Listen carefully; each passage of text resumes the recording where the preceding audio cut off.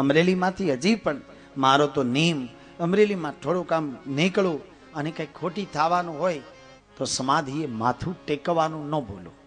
હા, એવો મહાપુરુષ ગોંડલ પરંપરા છે.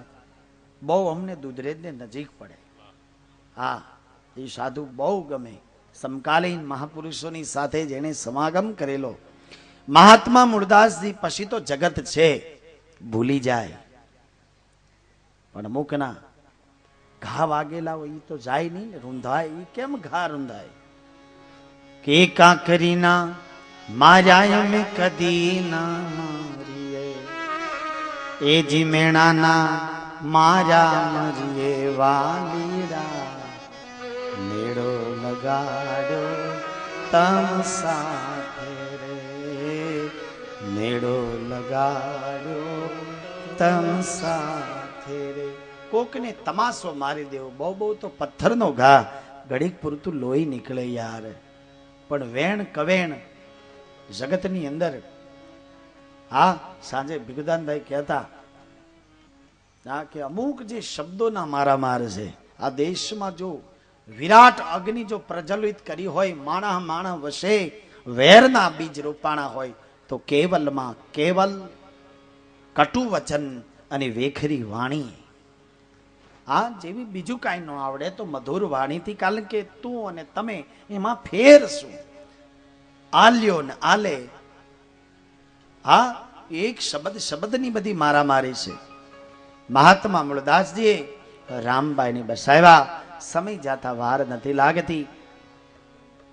બાપુને થોડુંક મનમાં દુઃખ થયું. ઇતિહાસ કહે છે કે મહાત્મા મૂળદાસ રામબાઈને કે બેટા, જો તું કહેતી હો તો દીકરી, હું થોડી મારા આત્માને સંતોષ થાય, મને થોડુંક આમ આનંદ મળે, એ માટે હું બેટા દ્વારકાધીશના દર્શન કરી આવું. તેથી રામબાઈ કીધું, હા બાપુ, કઈ વાંધો નહીં.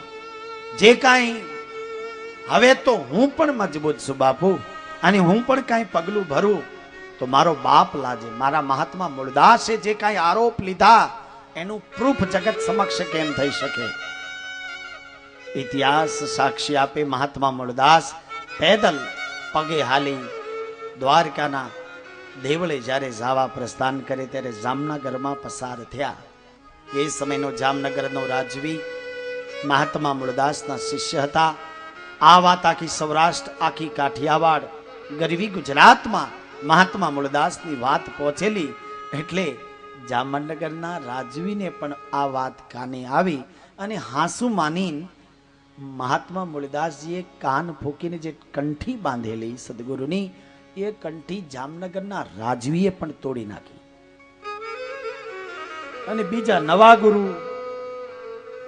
શેર અનાજ ખાઈને ઊંઘવું, દુનિયાને પ્રલોભન આપવા, ચમત્કારથી આખી જગતને જેને લૂંટવી, એવા જે કાંઈ હતા એની પાસે કંઠી બંધાવી લીધી.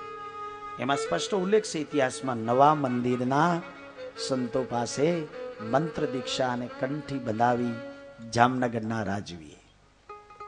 અને આ વાત મહાત્મા મૂળદાસને જાણ થઈ કે ગુરુ અને શિષ્યનો સંબંધ શું?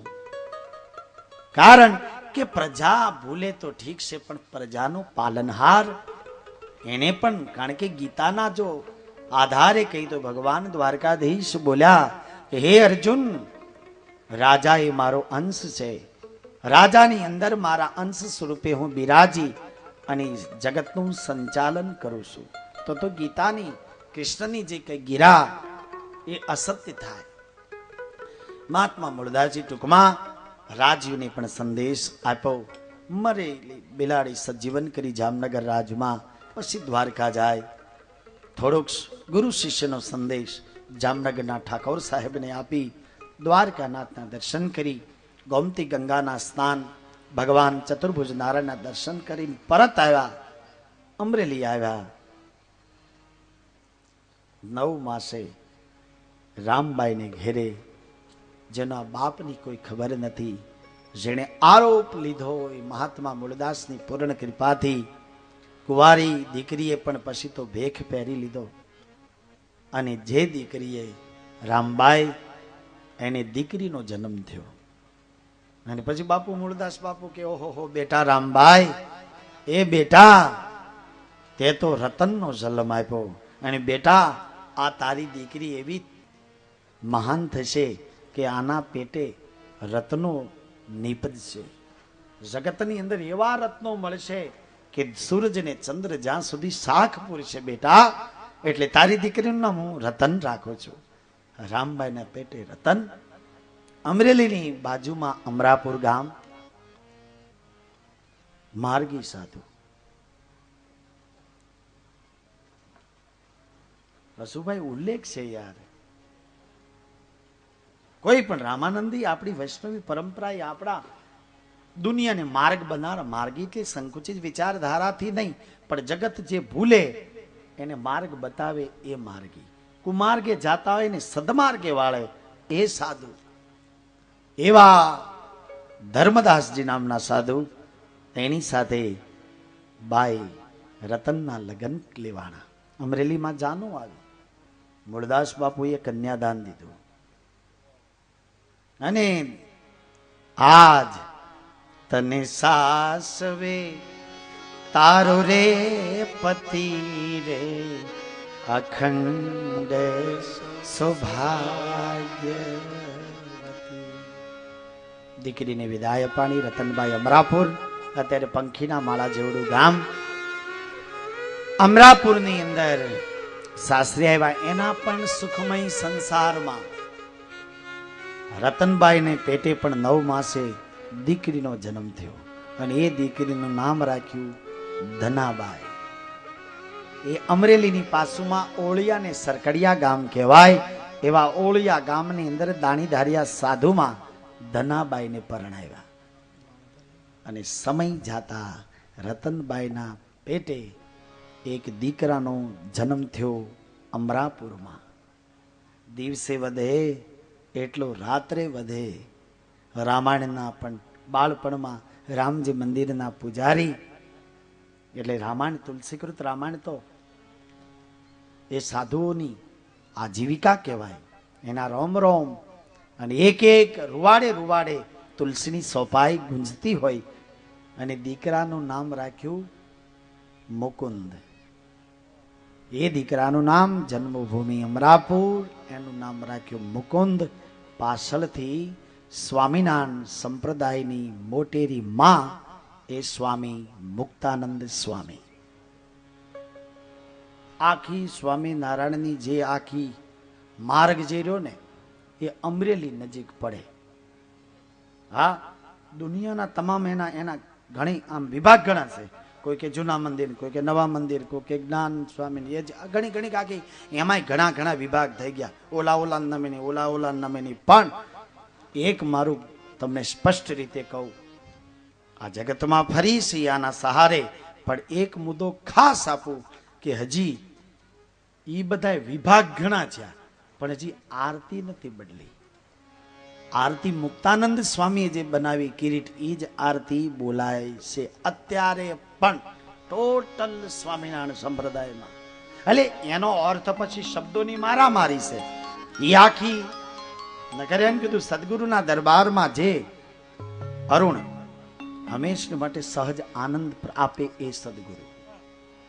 એનો અર્થ સહજ વત્તા આનંદ. સદગુરુના દરબારમાં બહુ કાંઈ મુશ્કેલી નથી. તમારી નિષ્ઠાને તમારો ભાવ હોય તો સહજ આનંદ પ્રાપ્ત થાય. એવા શબ્દો મુક્તાનંદ સ્વામીના છે.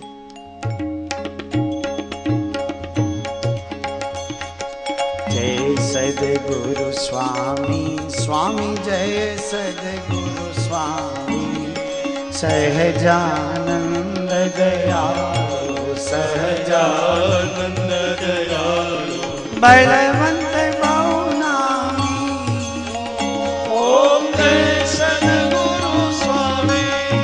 શરણ સરોજ તમારા વંદુ કર જોડી. સ્વામી વંદુ કર જોડી. શરણી શીસ ધરાજી, શરણી શીસ ધરાજી. દુઃખ નાટ્યા કપિ નારાયણ નર ભાતા દ્વિજ કુળ તનુદારી.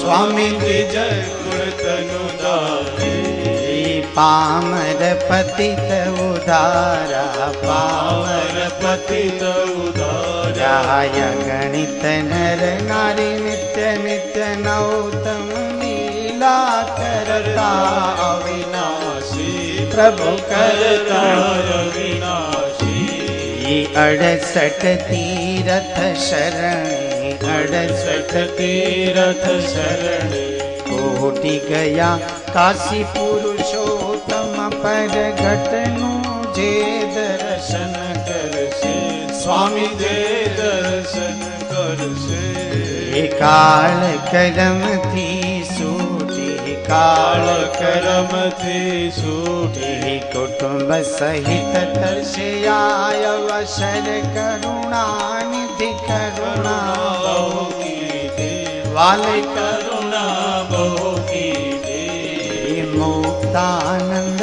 કહે મુક્તિ મુક્તાનંદ કહે મુક્તિ સુગમ કરી શિરડી ઓમ જય સદગુરુ સ્વામી સહજ આનંદ જે આપે તે સદગુરુ મૂળમાં જ્યારે મુદા અને હું કહું છું સ્પષ્ટ રીતે મૂળ ઘટના જે હોય એ જગત સમક્ષ રજૂ કરવામાં બહુ ફીફાનો ખાંડવા આપણી હાવ હાદી ભાષામાં કહી અરે જે અસલ વસ્તુ કેવી કારણ કે જાહેરમાં એ લોકો નથી કહેતા એલા કીધું ધરા વિના ધાન નો નીપજે કુળ વિના માઢું ન હોય જેસલ જખરો જા નીપજે જેની માં હોથલ પદમણી હોય માઈ માં છે દુનિયાની જન્મદાત્રી જનેતાની આખી જુદી વાત છે એનો અર્થ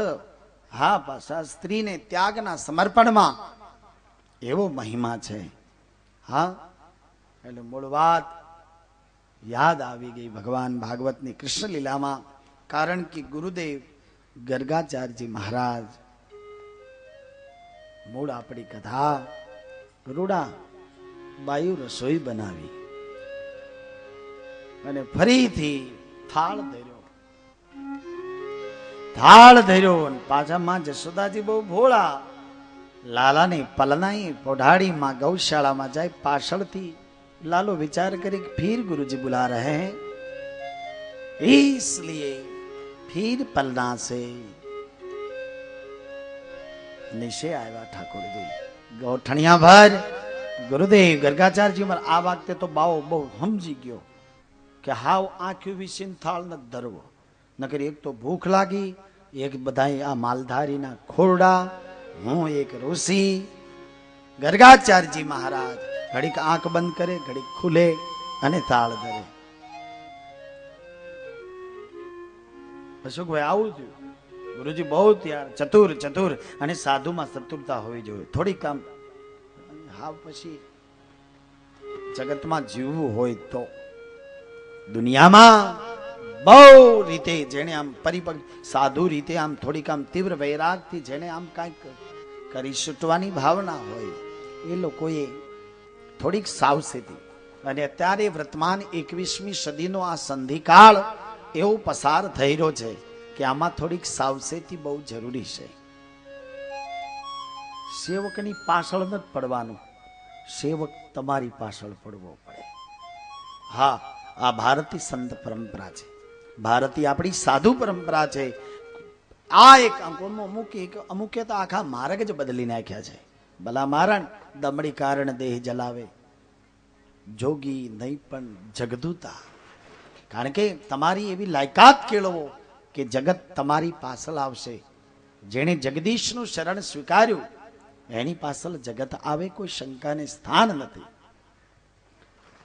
એમ ગુરુદેવ ગર્ગાચાર્યજી મહારાજ થાળ ધરે ઠાકોરજી ફરીથી પારણામાંથી આવે પણ આ વખતે જ્યાં ગુરુદેવ ગર્ગાચાર્યજી મહારાજ પારણામાં જોવે તોય લાલો છે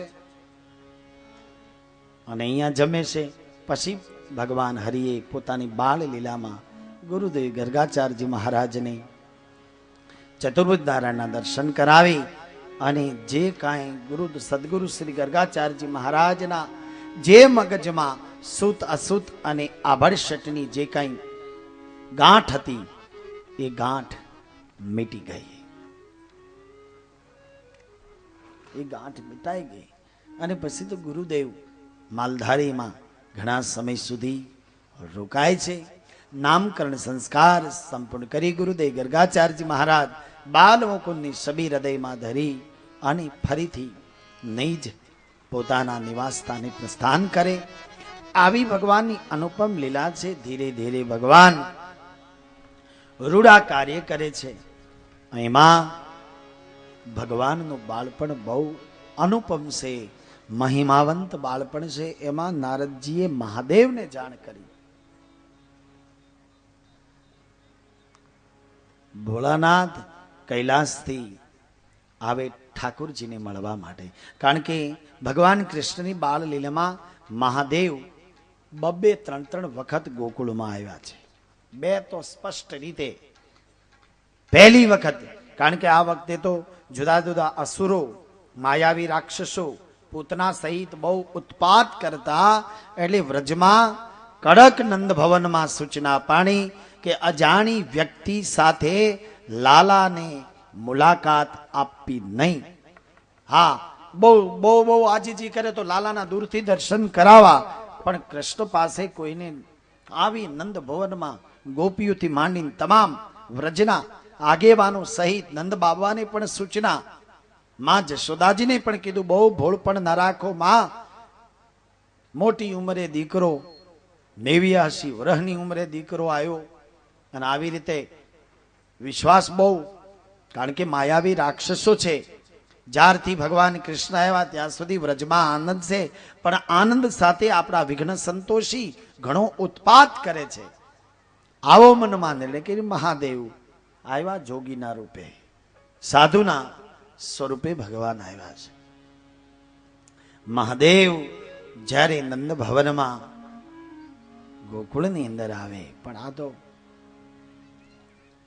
ભગવાન દ્વારકાનાથનો દરબાર, યોગીંદર બાપા પ્રભુએ જે અવતાર ધારણ કર્યો, એવી ભગત બાપા લખે કે માં જશોદાજી.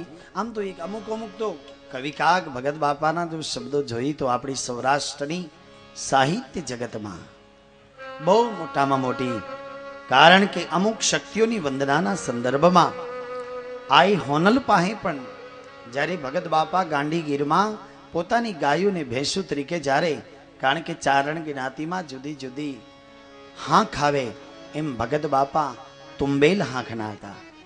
કવિકાગ તુંબેલ ચારણમાં, કારણ કે કોઈ દેથા હોય, જુદી જુદી આંખ હોય છે. લીમડીના અમારો ઝાલાવાડનો રાજકવિ યાદ કરી શંકરદાન દેથા, આપણી ભાવનગરનો રાજકવિ પિંગલસિંહ, આખી પિંગલસિંહ પાતાભાઈની આખી વાત નિરાલી છે કે જેની સાહિત્યના જગતમાં એટલા અનુપમ ભજનો આપ્યા છે. એમાં શંકરદાન બાપુ લીમડી રાજકવિને તો એ માટે યાદ કરવા પડે કે મહાત્મા ઈશ્વરદાને હરિરસ તો ભગવાન દ્વારકાધીશને સંભળાયો.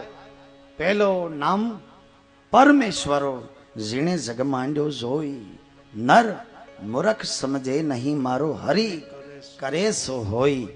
એ આખી ભગવાન દ્વારકાધીશને જે હરિરસ અને શક્તિની આરાધનાનો હજી પણ મારો એક અંગત જે આવતીકાલે જેના તરફથી 56 ભોગ છે, પિયુ ગઢવી, પિયુ દેથા, શંકરદાન બાપુની લીમડી કવિના 7મી પેઢીમાં આવી જાય એવો એક યુવાન મોગલ ઉપર જેને પૂર્ણ શ્રદ્ધા, પૂર્ણ આસ્થા આવી સામે.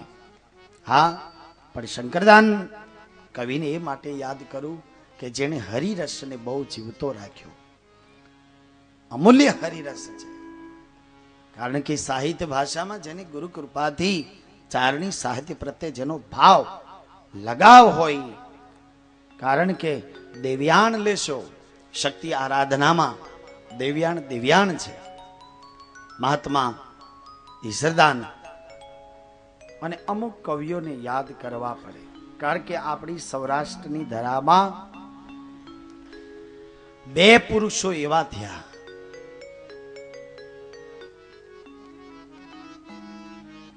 શ્રી રામ જય રામ જય જય રામ શ્રી રામ જય રામ જય જય રામ રામ જય રામ જય જય રામ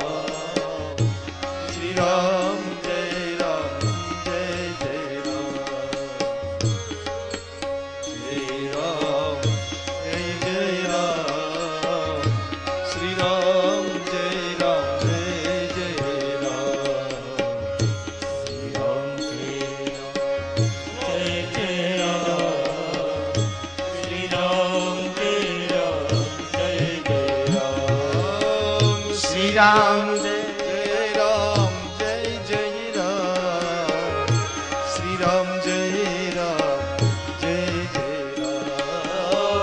શ્રી રામ જય રામ જય જય રામ શ્રી રામ જય રામ જય જય રામ દેવા રઘુપતિ રઘુપતિ રઘુપતિ રઘુપતિ રઘુપતિ रघुपति राघव राजा राम पतित पावन सीताराम रघुपति राघव राजा राम पतित पावन सीताराम बोले सीताराम सीताराम अज प्यारे सीताराम सीताराम जय सीताराम अज प्यारे सीताराम बोलो श्री राम जय राम जय जय राम श्री राम जय राम जय जय राम श्री राम जय राम जय जय राम श्री राम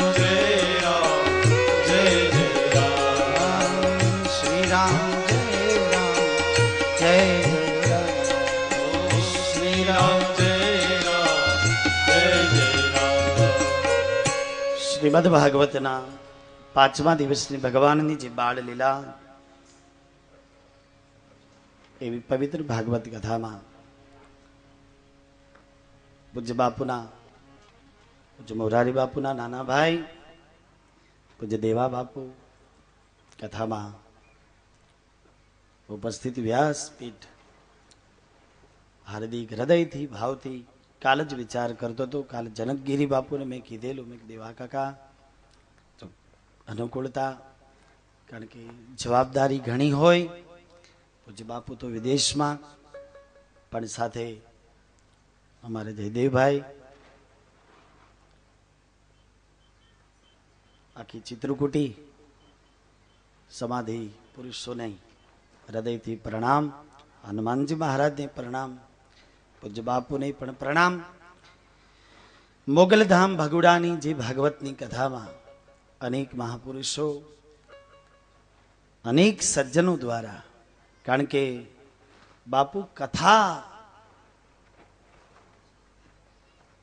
મવાની ધરા એટલે કે મવા તાલુકાની વારંવાર હું દોહરાવું કે જન્મ લીધો છે વાળાક પ્રદેશમાં અને ટુકડા ભાગ્યની જીવન વિતાવશું ઝાલાવાડમાં. દેશ એટલે આખી વિસ્તારના સંદર્ભમાં આખી જે માલધારી પરંપરા, આખો જે સેવક સમાજથી માંડી વિચરણ ને ફરવાનું તો ઘણું, પરંતુ મવા જન્મભૂમિ પ્રત્યે લગાવ ઘણો, અને એની પ્રતિરૂપે આ મોગલે બોલાવ્યા. અને એ પણ એવી રીતે બોલાવ્યા કે પ્રૂફ અને પ્રમાણ સહિત, ચમત્કાર કે પરસાની વાત નથી હું કરતો, પણ બહુ દિવસો અને તારીખ એવી નક્કી કરી કે બધી રીતે ઠાકોરના જન્મત મહોત્સવ ઉજવી. દેવા કાકા પણ ટાઈમ ટુ ટાઈમ સાધુનો જન્મ આ કથામાં આવે છે. હા, બધી આખી તારીખ એક તો પૂર્ણાંકથી કથાનો પ્રારંભ, 9મી એ પ્રારંભ, ઇષ્ટ પરંપરા રઘુનાથની છે એટલે 9મી થી કથાનો પ્રારંભ. વૈશાખ સુદ નોમ 30 તારીખે કથા પ્રારંભ. વત્તા વિરામ પૂર્ણિમાઈ. પૂનમ એ પણ પૂર્ણાંક. વચ્ચેની જે ડેટ એ કાલ 3 તારીખે મોગલ પાટોત્સવ, કૃષ્ણ જન્મોત્સવ ધામધૂમથી. આયો જગો વિચાર કરતા બાપુ, આ મોગલ સિવાય કોણ રક્ષા કરે? લાખ લાખ 1.5 લાખ માનો મેદની હાંજે જે એની આખી સ્થિતિ, પણ જેની માં મોગલ હોય ભેરે એનો વાળ વાંકો ન થાય. આ તો જુદું જ કઈ અસ્તિત્વ કામ કરે. આમાં કોઈની મતતા નથી. આમાં તો જેમ બને તેમ પોતાની મતિ અનુસાર પ્રમાણે, પોતાના ભાવ જગત પ્રમાણે સેવા કરીને મેદાન મારી જાય એમ મહિમા હોય છે. આમાં કોઈ એક વસ્તુ છે કે અહીંયા કોઈ પાછો વ્યવસ્થાપક કે આને મેનેજમેન્ટને આને વહીવટ એવું કાંઈ નહીં. સર્વસ્વ મોગલ કાંઈ નહીં. જે પણ આજ કોઈ રીતે તમે વાત હું કરતો તો એ બાબતમાં, કારણ કે અપરંપાર છે. કૃષ્ણ કથામાં ભગત બાપાને યાદ કર્યા, કારણ કે તુંબિલ ભગત બાપા તુંબિલમાં હતા કવિકાગ. એમાં રાજકવિના સંદર્ભમાં દ્વારકાધીશના જગત મંદિર સાથે જે ઇતિહાસો લ્યો તો 2 મહાપુરુષના ઇતિહાસ અમર છે કે જેણે ભગવાનના વાઘા ઓલવા. એક વૈષ્ણવી સાધુ સમાજ એટલે કે અમારી માર્ગી સાધુ પરંપરામાં જેની આખી એક પરંપરા ચાલુ થઈ, એણે વાઘા ઓલવા. અને એક ઈડરિયો ગઢ ને બીજો જૂનો ગઢ, 2 ગઢ. આમ તો કહે ને કંઈ પણ આપણે બહેનોનું જ્યારે લગ્નની જાન પરણીને આવે તો કે અમે ઈડરિયો ગઢ જીતીને આવ્યા માણારાજ. આ એક આખી જૂના લગ્ન ગીતોમાં બહેનું ગાતા. જ્યારે ભાઈ દીકરો પરણીને આવે, પોખણા થાય, ગામને પાદર જ્યારે જાનું આવે ત્યારે વડીલ બહેનું કહેતા કે ભાઈ ફલાણા વરાજે શિમડી ઘેરી માણારાજ, ઈડરિયો ગઢ જીત્યો માણારાજ. આટલી એક ઈડર ગઢની મહત્તા. ત્યાં પણ એક સારણનો દીકરો અનુપમ થયો કે જેની અનન્ય દ્વારકાધીશની ઉપાસના હતી. અને ઈડર ગઢના એ રાજકવિ હતા કવિ સાયા ઝુલા. કવિ સાયા ઝુલા હજી પણ ચારણમાં, કારણ કે કવિ કાગ તુંબેલ એમ સાયા ઝુલા અને લીમડી કવિ હતા શંકરદાન દેથા. દેથા હાંખ ઉપર તો ચારણ સમાજમાં, ગઢવી સમાજમાં એમ કહેવાય કે કંઈક કરવું હોય તો કંઈક દે, જો તું કંઈક તો થા. જ્યાં કંઈક કરવું હોય, આવો અનુના શબ્દો છે, અનુ ગઢવીના બાવળી, કે હે ભાઈ કંઈક કર, કંઈક દે તો તું કંઈક થા. કંઈક દે તો કંઈક તું થા, બરાબર દેથા. એક આખી ચારણી શબ્દ એમ કવિ સાયા ઝુલા રાજકવિ. ઈડરનો રાજગઢ એટલે અત્યારે પણ ઈડરના, તમે જેને ઈડર નગર જોયું હશે, કેટલી મહત્તા. એક અમારા સ્થાનની બાજુમાં સંસ્થા, એટલે અવારનવાર ગંભીરપુરા જવાનું થાય, પણ ત્યારે આપણને સ્મરણ થાય કવિ સાયા ઝુલાનું. કેવા રાજકવિઓ હશે કે જેને વ્યાસપીઠ ઉપરથી પણ યાદ કરવા પડે. સવારનો અડેઠેક ઈડરનો રાજભવન, 9, 9:30 સમયની અવધિ, 10 વાગ્યાની જ્યારે વેલા થઈ રહી અને આખો ભરસક ઈડરનો દરબારગઢ, એમાં રાજકવિ સાયા ઝુલા પોતાની અદબ પ્રમાણે ખુરશી ઉપર બિરાજમાન, પાસાબંધી કડિયું. એ સમયની રાજસ્થાની, એક બાજુ પાઘને એક બાજુ આંટી, એવી જે અનુપમ ખાનદાનીની પાઘડી અને જામનગરી ખેસ, એની આખી જે અદબ ભેટ વળાતી, આખી ગમે તે સોળની પહેરે, પણ આપણી સૌરાષ્ટ્ર કાઠિયાવાડની એક ખાનદાની હતી કે આપણા માફાધારી દેહાણ જગ્યાઓથી માંડી આપણા રામજી મંદિરના સાધુ જ્યારે કડતાલુ લેતા ત્યારે ભેટ પહેલી બંધાતી. કારણ કે આપણી મર્યાદા અને અદબ એવી રીતે જળવાતી કે આમ કડતાલ હાથમાં લે. રાસ જ્યારે આપણો સૌથી પહેલો, કૃષ્ણ પછી આપણા રામજી મંદિર ને આપણી દેહાણ જગ્યાના સાધુની મંડળીઓ જ્યારે ફરતી ત્યારે રાસ જીવતો આપણા સાધુએ રાખ્યા. એવી ભેટ બંધાતી. અમારા સમયમાં પણ 10 વર્ષ જેવા ત્યાં મારે પણ જૂની જે ભેટ અમને જે મળેલી એ હજી પણ ચાંદીના તાર વાળી મેં પણ હજી હાંસવીને રાખી. એટલે હવે બાંધતા નથી, કારણ કે હવે રાસ એક અદબ છે. દરેક જગ્યા છે, સાયલા છે, અમુક જગ્યાઓના રાસ. કારણ કે પહેલા સત્સંગ કોઈ સાંભળતા જ નહીં, કડતાલુથી હામિયા થાય અને રાસ લેવાતા. એ પ્રમાણે ધર્મની જગ્યાઓના નક્ષત્રો જીવિત રાખ્યા. એમ કવિ સાયાજુલા ભેટ બાંધતા. પણ દ્વારકાધીશના અનન્ય ઉપાસક. સવારનો 10 વાગ્યાનો સમય જગત મંદિર દ્વારિકાની અંદર ગુગળીના હાથથી ભગવાનની જે શિંગાર આરતીની સમય આરતી થતી છે ને એ સમયની ઈડરનો રાજભવન આખી પ્રજાનો પાલનહાર ઈડરનો રાજવી રાજ સિંહાસનો પર કવિ સાયાજુલાની પણ હાજરી. અને એ સમયમાં શું ઘટના ઘટી? કારણ કે રાજની અદબ જાળવી જોઈએ, કામ સિવાય. કારણ કે આ તો રાજ કચેરી છે અને એમાંય કોઈ નાનું સૂનું વ્યક્તિત્વ નહીં.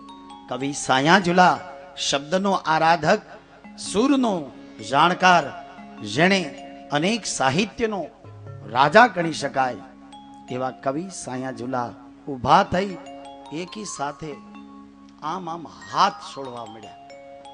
એક સાથે પાછા 5-10 મિનિટ જેવું આમ થયું છે, પાછા આમ રાખીને પાછી મુઠ્ઠી વાળી અને પોતાના આસન ઉપર બેસી ગયા. ત્યારે રાજ હોય એમાં પરંપરાગત હાલ્યું આવે, ઈર્ષા ને અદેખાય, વિરુદ્ધાભાસ, આ તો બધી ઠેઠથી હાલ્યું આવે. એમાં લોકોએ સંકેત અને નજર દ્વારા નિર્ણય કર્યો કે રાજવીને જાણ કરો, આ ઈડરગઢનો રાજભવન છે. અને કવિ સાયાજુલા આવી રીતે રાજભવનમાં ઊભા થઈ સીધા હાથ આમ કરે. એનો અર્થ શું? શા ભાવથી, શા કારણથી એને પોતાના હાથ આવી રીતે ઘસ્યા? ઠેઠ રાજવી, ઈડરના રાજવીએ સત્ય ઘટના ઈડર રાજની. ત્યારે ઈડરના રાજવીએ કીધું, હે કવિરાજ, હે સાયાજુલા, રાજ તમને પૂછી શકે કોઈ કારણ વગર પણ, કોઈ દરખાસ્ત વગર, કોઈ શબ્દ દ્વારા કંઈક સૂચિત કિયા જાય તો આપ રાજ કવિ છો. પરંતુ કોઈ પ્રયોજન સિવાય આપ ઊભા થઈ એકી સાથે હાથ ઘસવાનું કારણ? તેદી એ ચારણ સપૂતે જવાબ એટલો જ આપ્યો હતો કે હે રાજન, જાણશો તો મનમાં શંકા ઉત્પન્ન થશે. એ કરતા એ જે સ્થિતિમાં જે કાંઈ છે એ બરાબર છે રાજન, પણ આ તો રાજનો તરત હોંકારો ભરાણો નહીં. કવિરાજ, આ ઈડર રાજનો ગઢ છે. હા, જેની તુલના કરવી હોય, આપ કોઈ સામાન્ય વ્યક્તિ તમને નથી પૂછતી અને તમે પણ સામાન્ય નથી. કવિ સાય